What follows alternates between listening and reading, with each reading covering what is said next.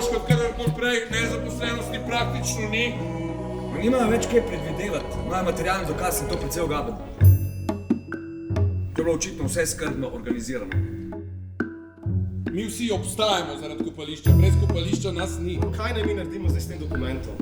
Objavite ga, kaj pa drugega. Treba je vse dobro premisliti, gre za usodo celotnega mesta. Če jih bo Tomas dobro začupatil za jajca, bo zato bo napad zlobenega smeha. To, da poskušam opozoriti na nevarnost, to je noro. Ne, noro je, da izpostavljaš tveganju sebe, svojo družino. Živiš v svetu fake news, alternativnih dejstev, spinov, korporativnega marketinga. Ljudem je vseeno za resnico, ker resnica več nič ne pomeni. Razumeš, Bilik, zato smo tle spin, umetnost spina, fabriciranje. Zrdno javno mnenje je edini izhod, ja. Vse je videti zaskrbljujoče, lokalni prebivalci so v šoku. 3 dni je zaprt, ne kriv, ne dolžen. Da veš, v kakšnem stanju je. Ne skrb, Katarina Trdež.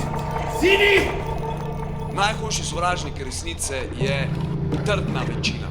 Ena največjih družbenih prevar je, da ima večina vedno prav, to je laž. Razkritje državne skrivnosti povzroči narcistično oškodovanje tistega, ki je skrivnostjo seznanjen.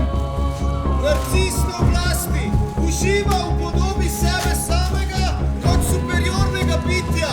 On ima dostop do dobrin, ki so navadnim državljanom odtegnjene.